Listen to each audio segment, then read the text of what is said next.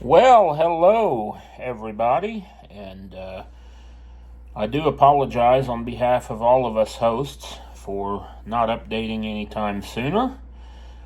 We have all had some things that we've been working through, which I won't go into everyone else's, but I will say for me, we are getting a renovation to my apartment. And there's been some things that we've had to get rid of or clean out because of it. So I didn't press record. My mind's not completely with it tonight. Yes, I did, thankfully. Okay, so we have had some things that have had to be done, and now today I find out the pictures have to be removed from my wall, and I may be possibly having to get rid of my Marsh supermarket cart that I have had for years. Marsh was a locally owned grocery store that has went out of business, so got to figure that out this week. But not really too much more to do with the renovations, so I'm hoping to come out here more and update when I have some things to talk about or even play that might be interesting to you. First off, I'd like to say that if you're going to be in the Indianapolis area today and you're looking for something free to attend, the Jazz Kitchen is hosting its traditional Labor Day street fair. They have a very wide sidewalk and a nice facility inside too. Only thing you have to purchase is food, and there might be other goods that you can purchase if you so choose. But the lineup today is Pavel and Direct Contact, or Constant Contact, that's the name of the group.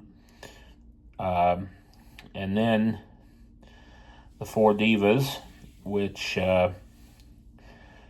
is my friend Wendy, another one named Brenda, another one named Sandy, and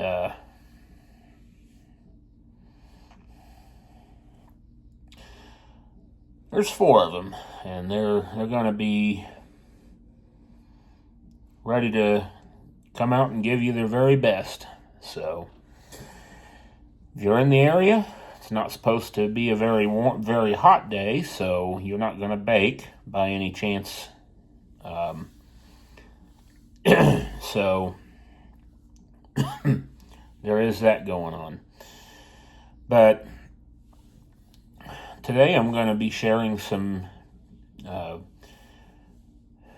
memories of my time at the Indiana School for the Blind, and I'm also going to, most of these will be musical, but there will be some that aren't. So anyway, we will start this out with Duke Ellington's Satin Doll.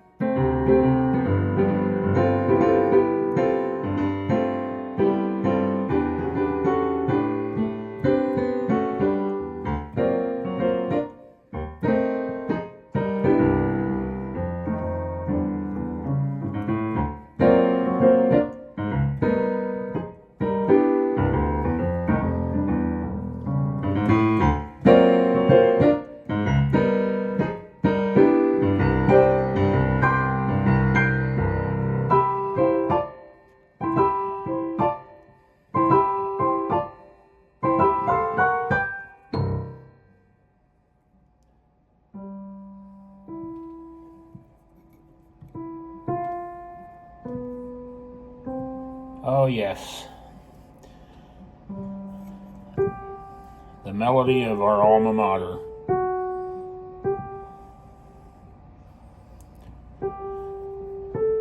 My time there started in 1987.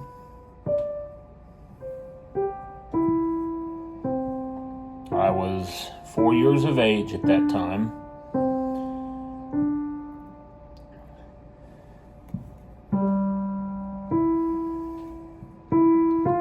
First, it was hard to adjust to life as a student there because of the fact that I was residential.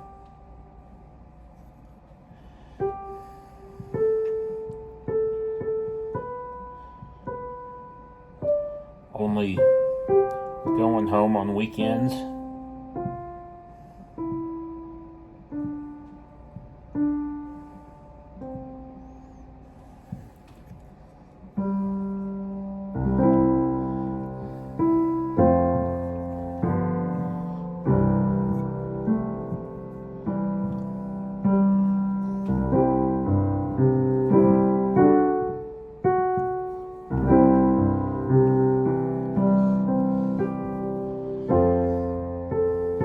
But as time would go on,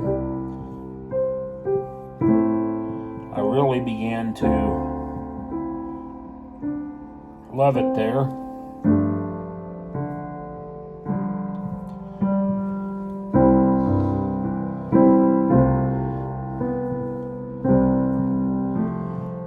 We learned so much, even as little kids.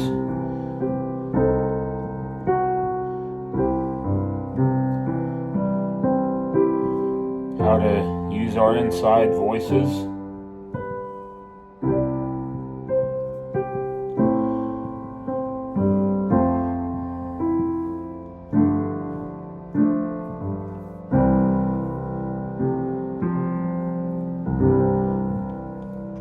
And just so much more. We learned our police are not bad people.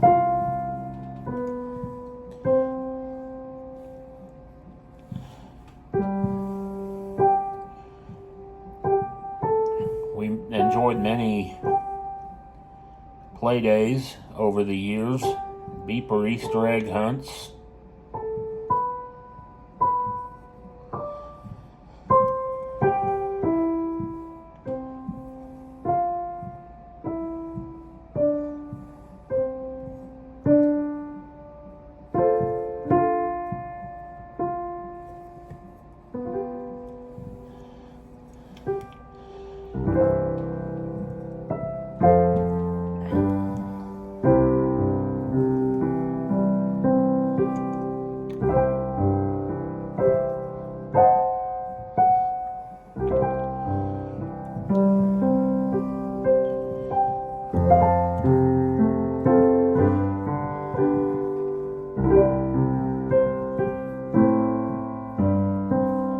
I would say the most important thing outside of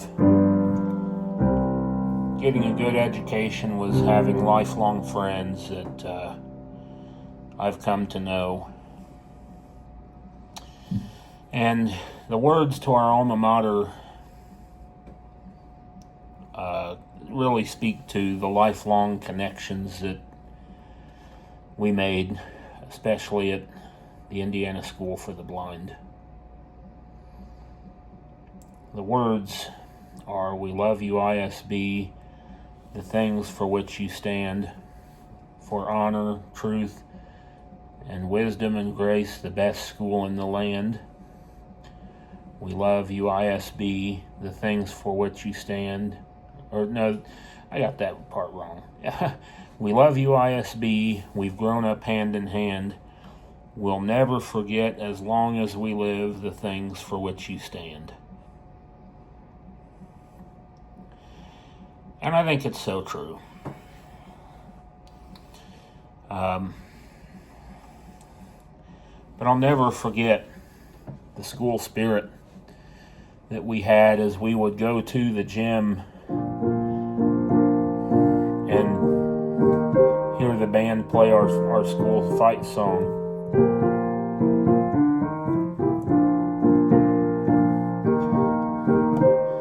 as a little kid, I was afraid because I thought anything that made loud noise would hurt me.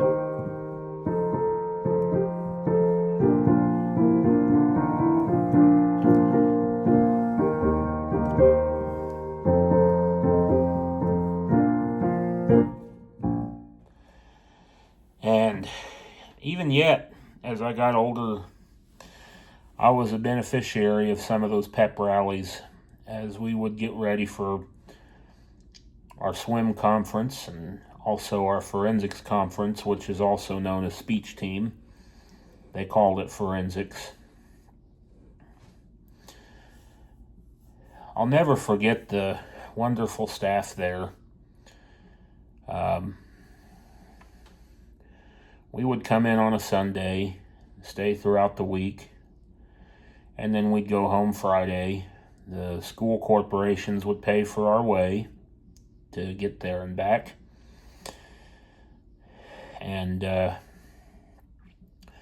of course, the more you grow, not in all areas, maturity, what have you, you keep moving up to different dormitories, which have different privileges and also different responsibilities of things that you had to learn. And speaking of lessons, one of the tough lessons I learned at ISB was sometimes the house parents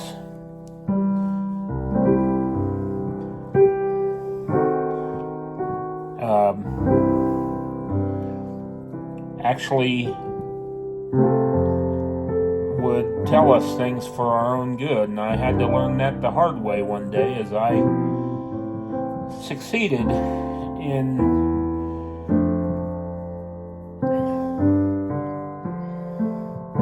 convincing a house parent that I could carry a bowling ball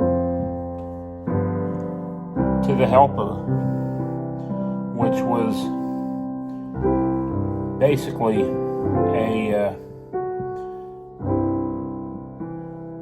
a bar that went straight across, and then you had two bars that formed a ramp for the ball to roll on.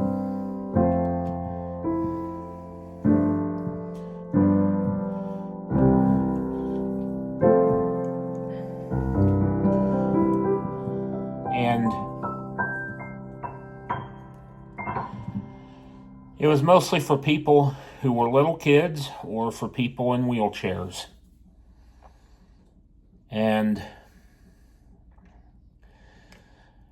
I just happened to think that every bowling ball was the size of a toy bowling ball that you could pick up with little to no weight and roll it and hit the pins. Well, I learned the hard way because I was too stubborn and dropped it right on my toe.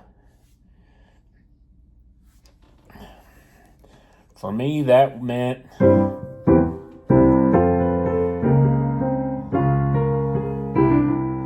let's try that again. I like that a lot better. That was game over for me in terms of that. But as I managed to grow older, I had a few years where I got to be a day student. And at the age of, call it 8, I had my first piano lesson and even got my first piano. And I couldn't wait to get back to school the next year to show off my new masterpiece that I had learned. And it happened to be Pachelbel's Canon in D. And I got to the first day of school in music class.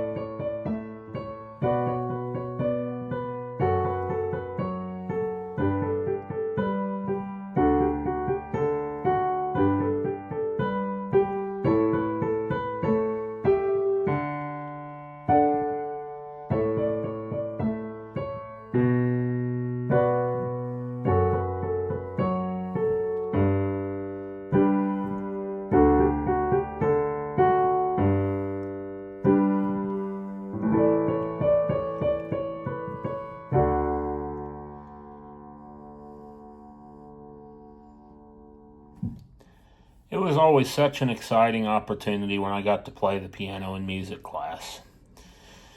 That was a good piano we had too. It was a brand that's no longer made anymore. It was called the piano was an Everett, and it was always so fun to play. And our teacher, Mrs. Price, would allow me to play some songs for the class from time to time. And I even loved in Lambert Hall sitting next to that piano while she was playing it and we were singing along, just having my ear up to the side of it, just enjoying the simple beauty of the music. As a little boy, we always got to participate in the Christmas program, whether we were great at singing or not. And generally we would have a great time. And as I got older, with my involvement in jazz combo and piano class, it started to feel even better, which I'll get into here later on. But then sadly enough, my parents divorced. They could not work out their issues. And the piano teacher I had, who was wonderful, standing up for a minute too, saw the potential in me of being a professional pianist one day. And she went back for a visit to her native homeland of Germany, and piano lessons would stall out for the next couple of years for me as a result.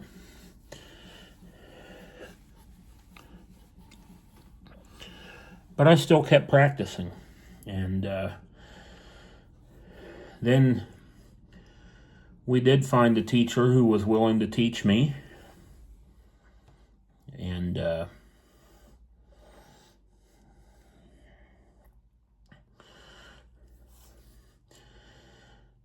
was, I had a short stint with her, and then my dad and my stepmom ended up moving, and at that point, I got to be the age where I got to have piano lessons at school for no cost, and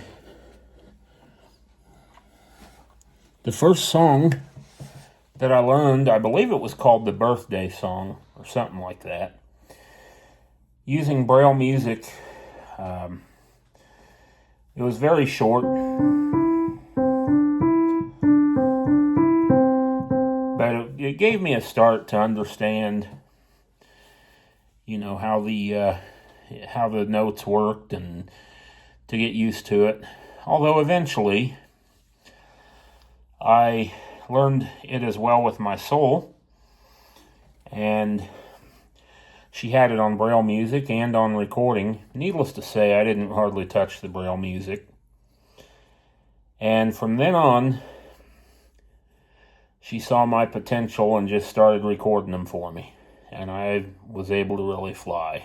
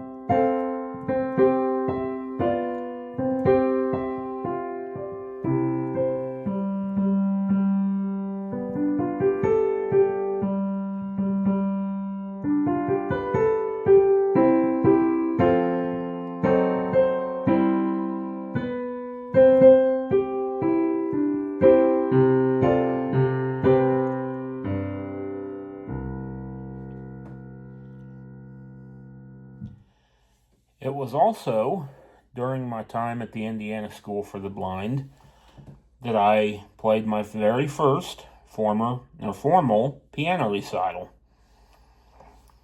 And the song that I played was a song written by a guy with the last name of Diabelli. It was called Bagatelle.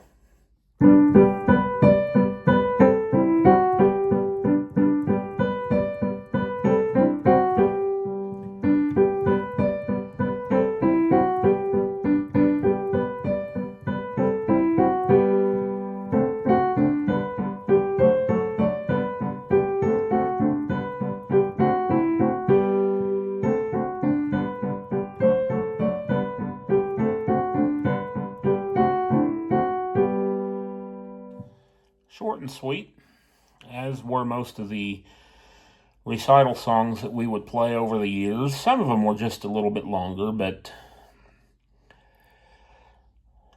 we had 40 plus students, plus a little skit that our teacher would come up with to allow people the opportunity to get situated at the piano while the skit was going on. And then for many years, I also became the backstage announcer. And it was such a thrill just going down. We had a concert grand Steinway piano that had such a warm tone that filled the whole room when somebody played it. And of course, you had the spotlights, the stage lights, everything that I'd never experienced before. But it was so cool. My second year that I played, my recital song was called Midday on the Champs-Élysées.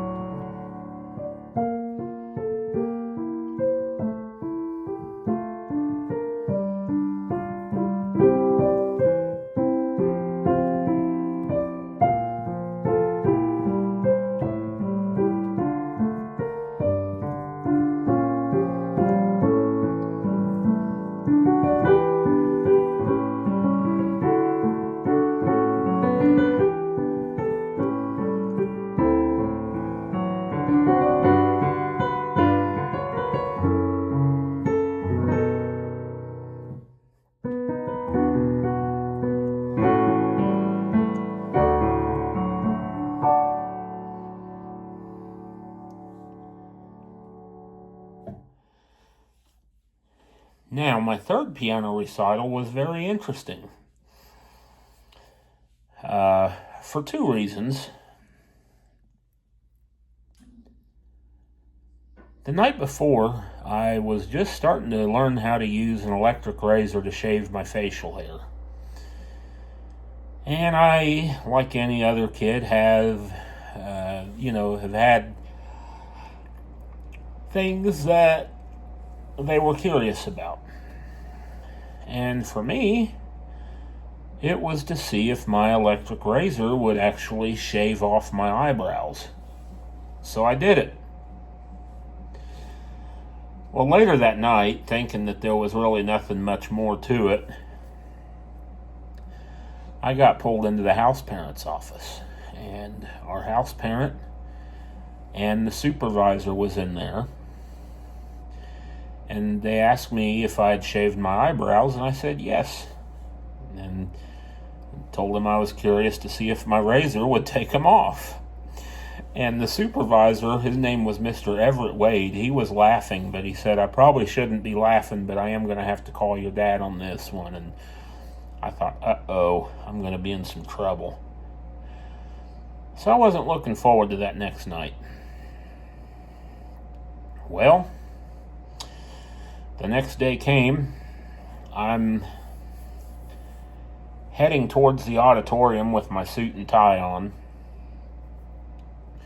My dad sees me, and he jokingly says to me, "Hey, Uncle Fester." And the whole family that was with him just started bursting out into laughter. And they had fun with it. Although my stepmom made me feel everyone's eyebrows to prove that they had them, even though I kind of had that idea anyway. I was just doing it to see if my razor would take them off.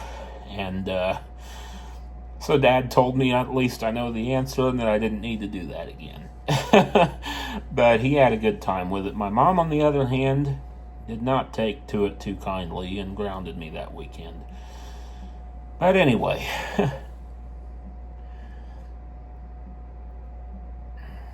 and I think the overall lesson was just, for me to understand that some things that you're curious about may not necessarily be the best things to be curious about. That it could have, that some things could actually hurt me,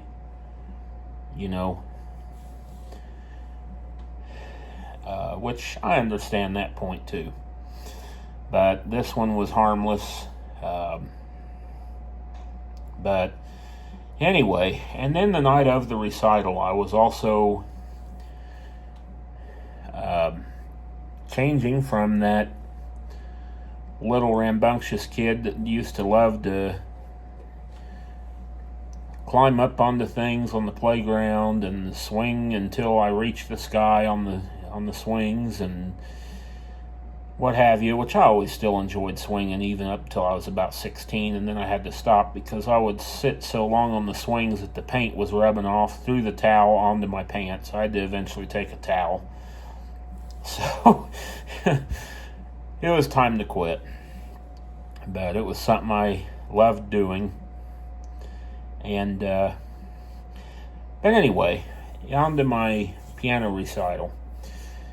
As the backstage announcer, I had a part in the skit. And in this case, it was to be that guy that comes over the intercom saying, or talking about the specials going on. And so one of my lines was, "Need a new hat." And my voice cracked majorly. So I'm getting ready to say it. I'm like, "Need a new hat?" And I was kind of embarrassed because, of course, I wanted to sound as professional as I possibly could. But just part of puberty. Nothing you can do about it. But I had a great time playing my recital song, which was Festival in Aragon.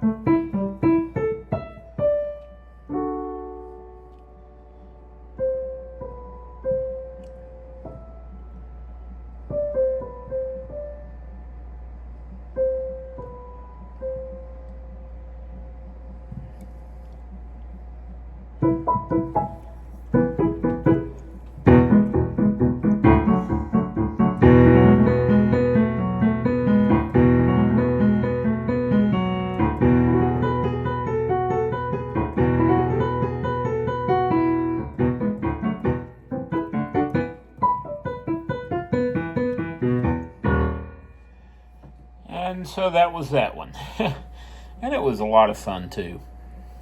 Well, I would go on to play many other piano recitals throughout the course of my time.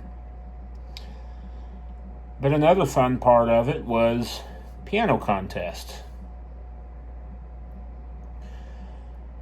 And I would usually play two songs that I don't remember the name of the category necessarily, but they were just your ordinary songs. But of course, a lot of them were songs that people had never heard of.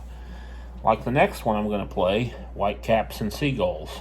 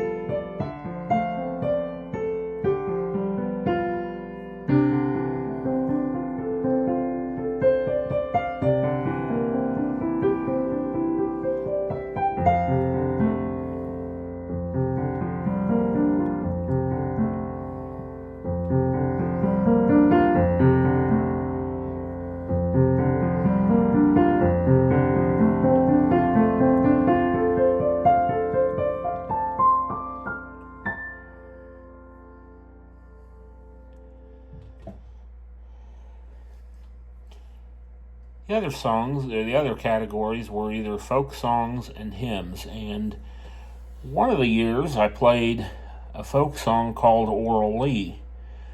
But I'm sure that you guys also know it by a different name. I'll let you guess it as you hear it.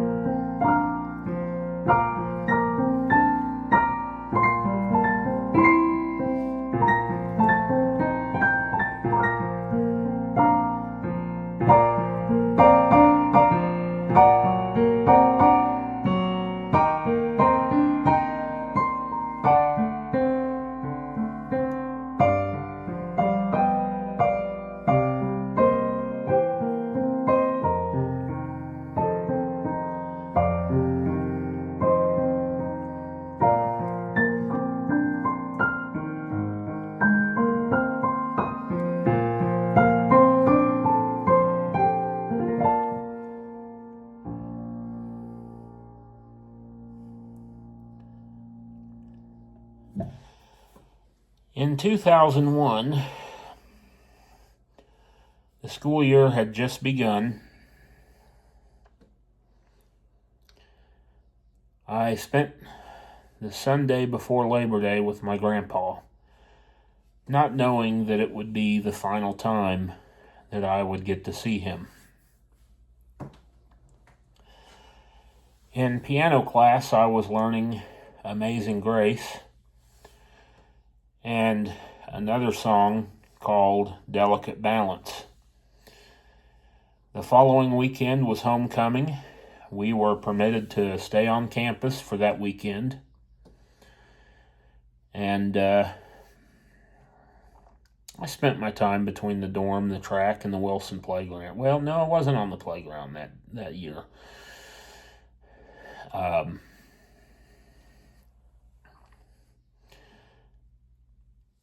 The following week was September 11th, and my grandfather passed away on the 13th. I was so looking forward to playing Amazing Grace and Delicate Balance for him.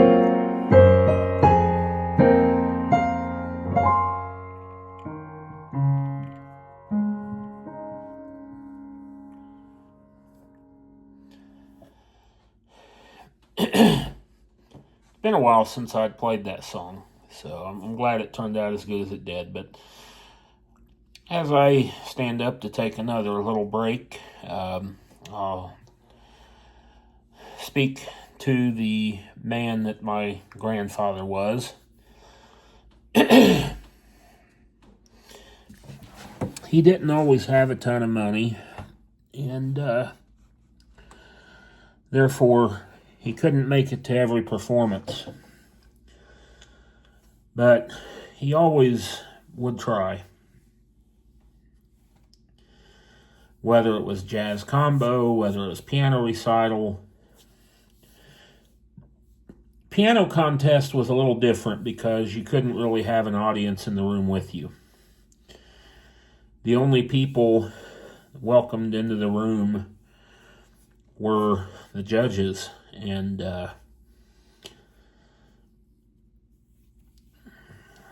it was still a lot of fun.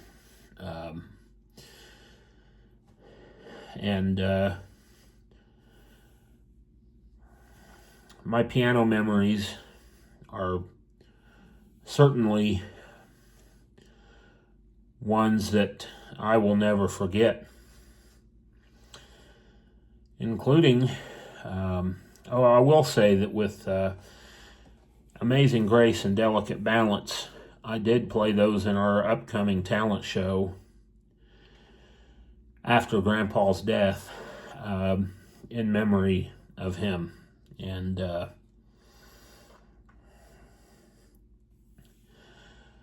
the last really cool experience that I had with piano class, that is, was on my senior year. I stayed an extra year just so I could gain a little bit more experience with certain things. And also, math was not my strong suit, so it took me some extra times to pass the achievement test in the math category. But in 2003, the National Federation of Music Clubs celebrated its 150th anniversary. Only 3 of us got to participate in this, and I was one of the ones that were chosen. And it was really neat. We performed at the Eden Talbot Mansion in downtown Indianapolis, which is where their headquarters are. And above the stairs, there was an original carving of a lion's head. The windows were from ceiling to floor. It was three stories, big open area, and the school rented a tux for me. And this, to the best of my ability, is one of the songs that I played that night, called Two to Tango.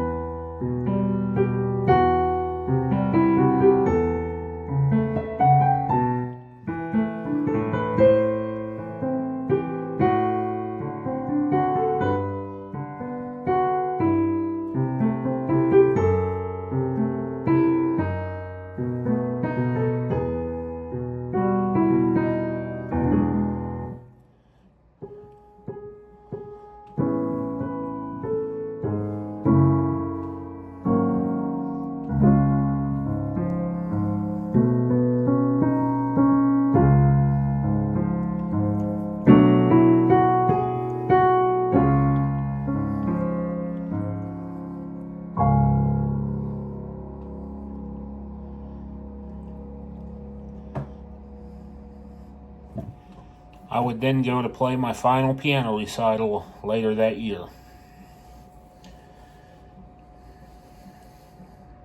It was hard for both my piano teacher and I to realize that the end of my senior year was at hand. She was always wonderful, giving everyone an opportunity to play out in the community. I was the only one that always seemed to accept, maybe me and a couple others.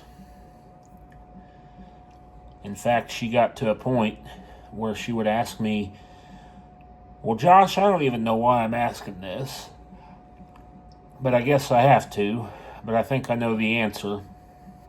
On this and this date, at this and this time, at this and this place, there's an event. Are you willing to play for it?" And if I didn't have anything else to do, I'd always say yes.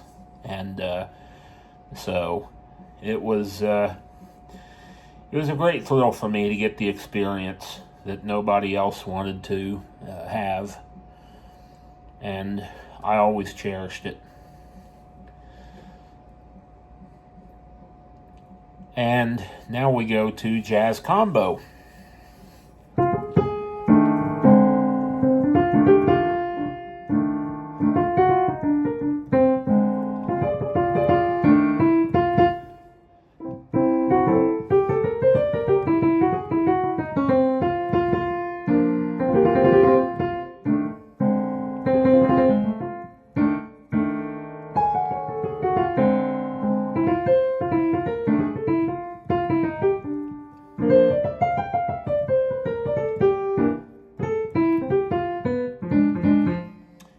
May not have made a whole lot of sense, but that was the first improvisation experience I had.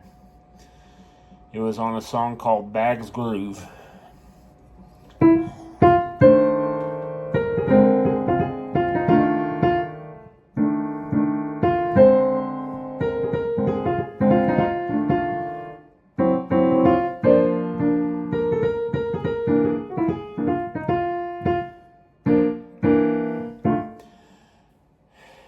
That song was one of the first that I learned how to play in Jazz Combo.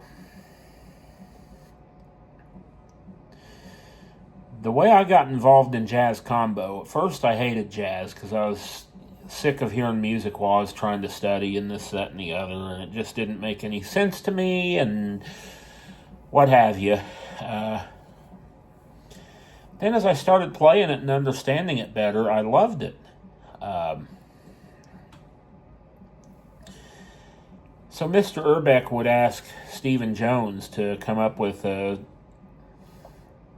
improvisation for me. And that was it. I still remember it to this day. Of course, I only played it with my right hand. I didn't add the chords.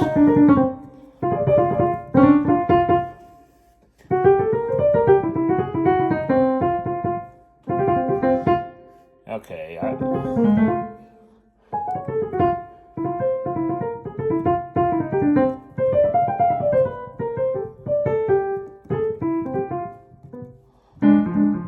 Of course, I didn't play the chords back then because, of course, I wasn't the best at what they call comping, which is basically giving yourself an accompaniment, or the other soloists. But, of course, when I first started out, I'd play basically this rhythm.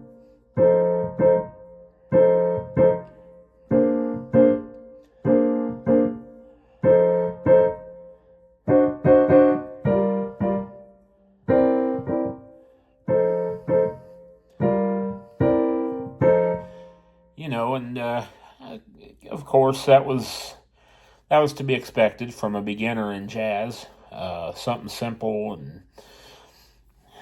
But over time I would learn to do pieces like Art Blakey's Caravan, which had the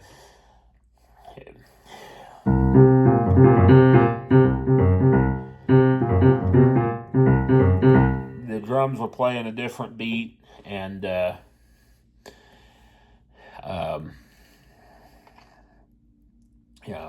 So it was definitely interesting to say the least. But we had a lot of great times. My first jazz festival I ever played at was the University of Louisville Jazz Festival. And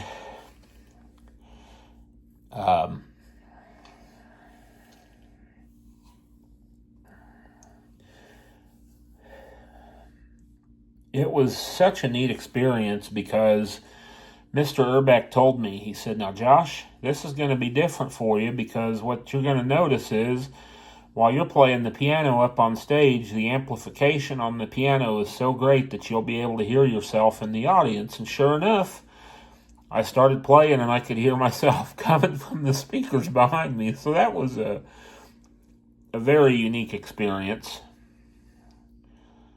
And so the next year's Jazz Fest at U of L was also very interesting because, well, the previous night we went to Burger King. And I got a large Coke of my own for the first time. And it was so funny because, not that I spilled my refill, because I wanted a refill to take with me. Got up, knocked it over, and it just flooded the whole restaurant out. Not that I knew anything about that, because by then I was out the door. But we were sitting in the back left corner of Burger King. And the Coke flooded all the way to the right front corner of the restaurant where the bathrooms are. So our teacher comes out and he's joking with me. He says, "Man, Josh, what were you trying to do? Flood the whole restaurant or something?" I was like, "No, not in particularly. I would have rather have that to drink." But anyway, the next day we performed. And anytime we entered the building, it would stop raining. But every time we left the building to go to another one, heaven opened its doors and the rain just started to pour. And so that was not what we necessarily wanted, but hey, who controls the weather but God, right? So as I continued to grow in my love for jazz and also in my abilities, I also learned a lot because I would learn to play the bass lines on a keyboard.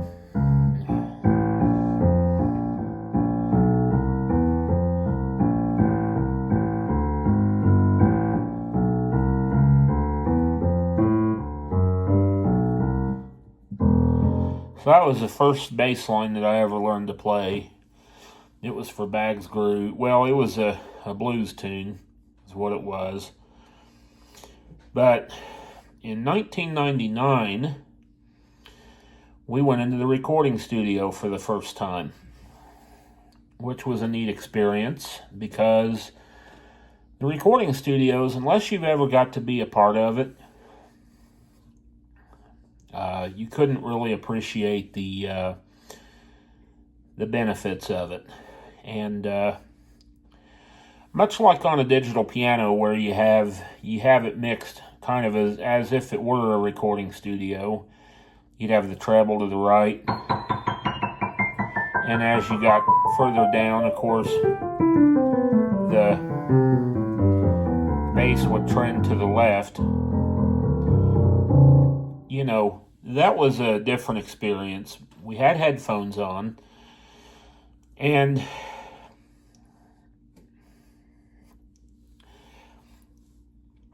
we could actually hear ourselves through the headphones very clearly, mixed the way that it was going to be mixed on the CD.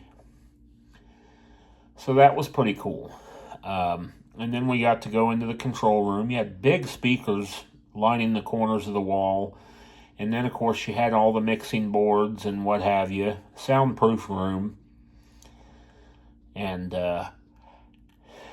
man, those speakers could really boom, too. Our session was funded by Tom Griswold of the Bob and Tom Show. He had a son that went to Park Tudor, and Park Tudor students, which Park Tudor was a private school right down the street from ours. Some of the Park Tudor students got to participate, and then we even opened it up a little bit. We had somebody from Center Grove that joined us, and eventually North Central. So we kind of became a community jazz combo over the years. And that very, of course, Tom bought us some barbecue, and there was a couch outside the studio you could relax on, and there was a Coke machine there. You could get yourself some pop, and there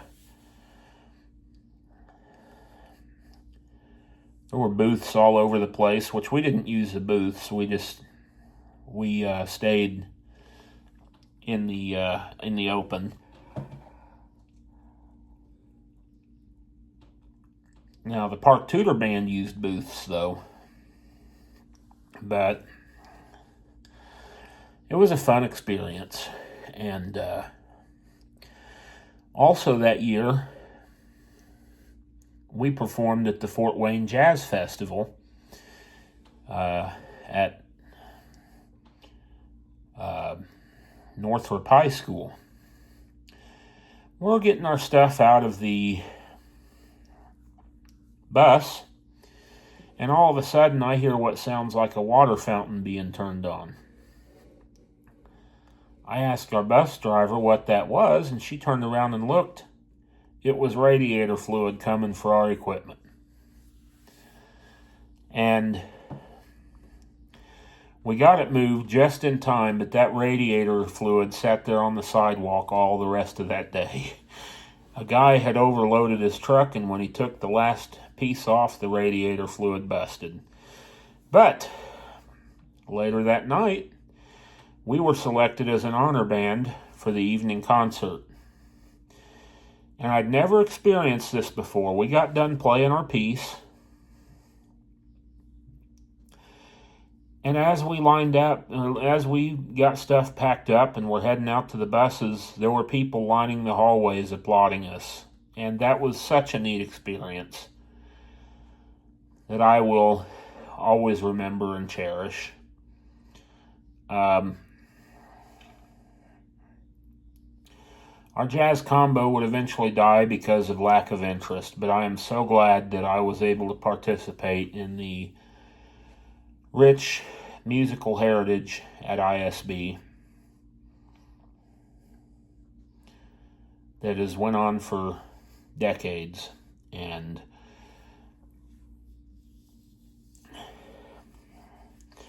one of the nice things was that I appreciated in my later years, our band teacher was allergic to some of the things used in a pep rally, and she trusted me to conduct the band in our school fight song called "We Are the Rockets."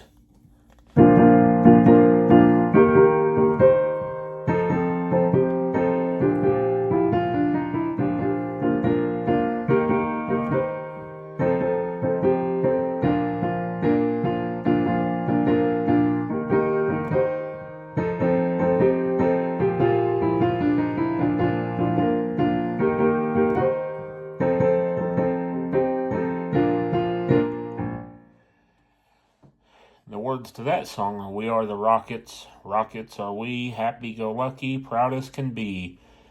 We are the bestest, from east to west, we are the Rockets, yay." And of course we held out the word yay, and then we would all say hey at the end.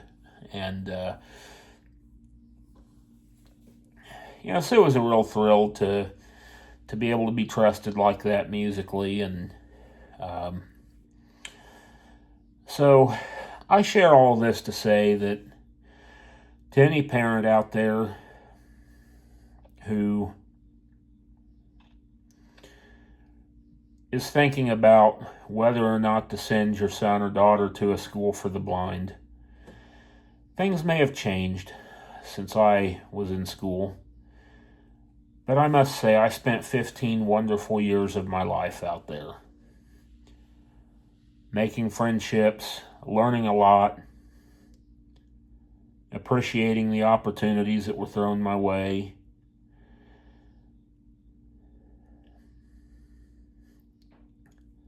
I could go on and on and on.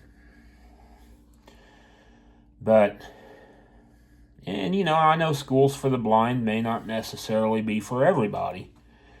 But from my perspective, I would say that it's simply worth a try.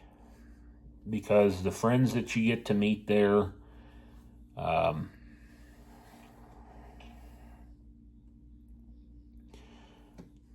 priceless.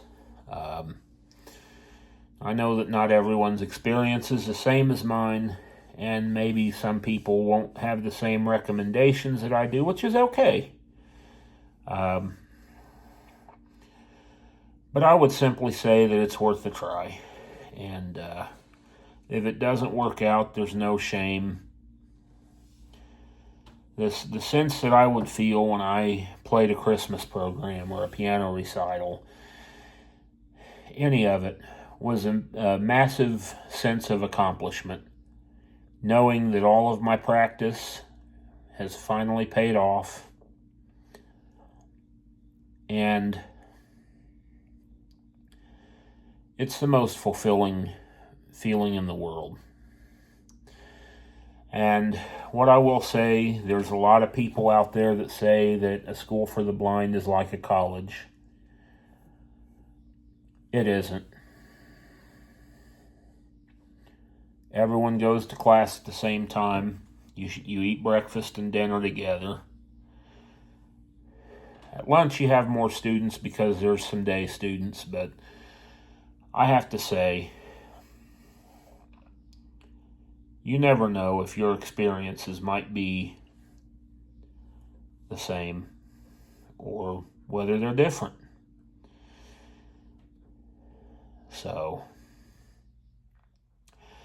I really hope that all of you have enjoyed going down this trip on memory lane with me.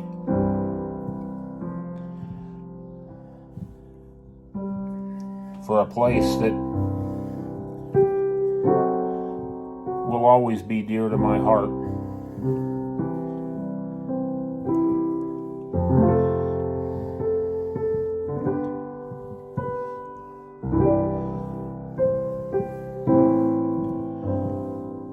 It doesn't matter what happens to the school in terms of renovations.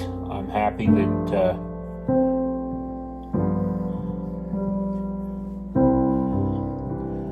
the students and staff will get to work in better buildings.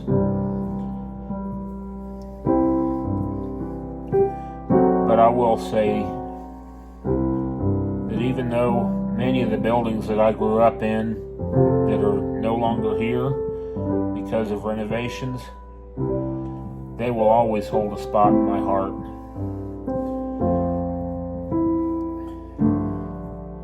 As I always say, it's not the buildings, it's the people that you make the memories with.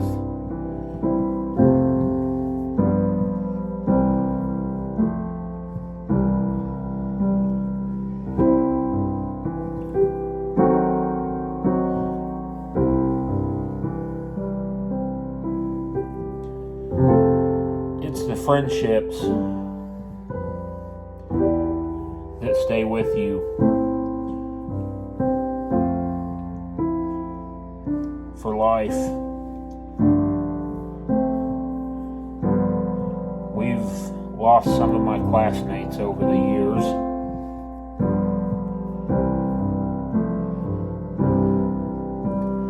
But I'll always remember them.